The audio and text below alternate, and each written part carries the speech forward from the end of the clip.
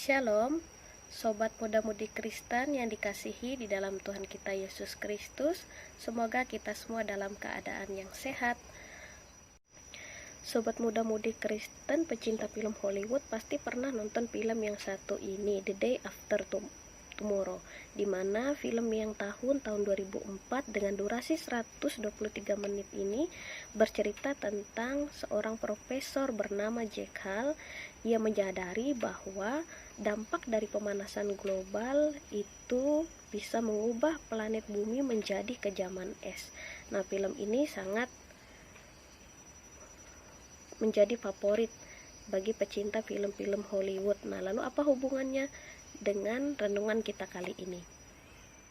Sobat Muda-Mudi Kristen, kalian sadar gak sih bahwa pada zaman sekarang ini bumi kita juga dalam keadaan yang krisis, di mana kita mendengar di segala pemberitaan baik di dalam negeri maupun luar negeri, bencana terjadi di mana-mana. Sumber daya alam kita juga semakin menipis dan kita juga diperhadapkan dengan krisis pemanasan global.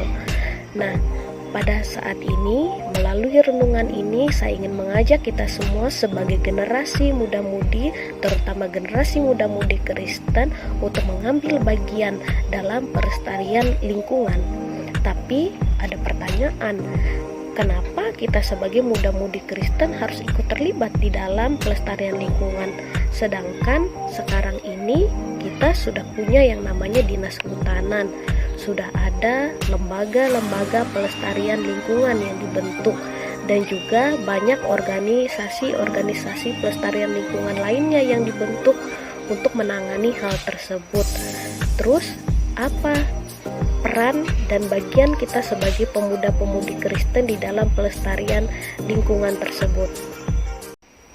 Mari kita melihat satu nas di dalam Alkitab yang terambil dari Kejadian pasal yang pertama, ayat yang ke-27 hingga ayat yang ke-28.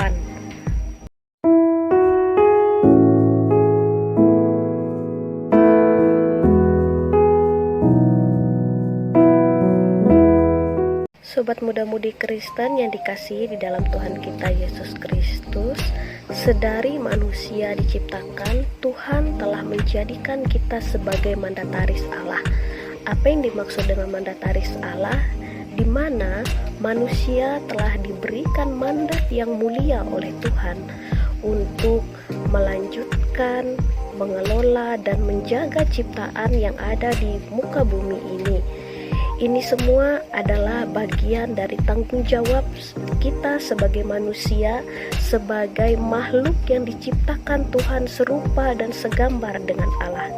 Kita diciptakan begitu istimewa dengan akal dan pikiran kita, sehingga kita diberi kemampuan untuk dapat mengelola dan bertanggung jawab dengan segala ciptaan yang ada di muka bumi ini.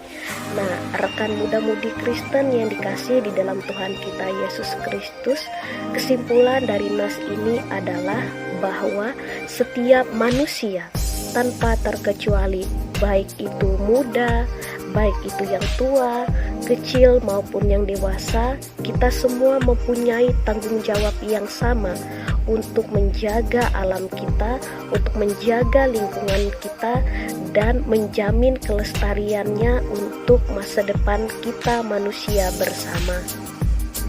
Terutama kita sebagai muda-mudi Kristen.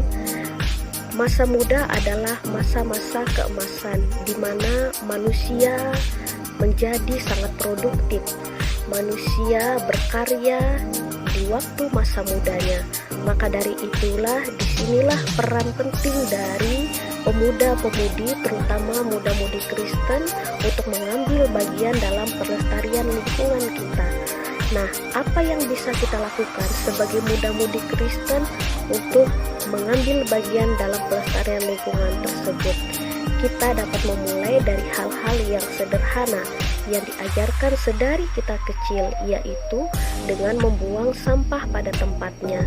Dan juga kita sebagai pemuda-pemudi Kristen, kita pasti aktif dengan sosial media. Kita dapat menyuarakan, memberitakan tentang pelestarian lingkungan lewat sosial media kita, dan banyak cara lagi yang bisa kita lakukan sebagai pemuda-pemudi Kristen untuk mengambil bagian dalam pelestarian lingkungan kita. Semoga melalui renungan kita kali ini dapat memotivasi kita untuk kita dapat mengambil bagian menjaga dan mencintai alam kita.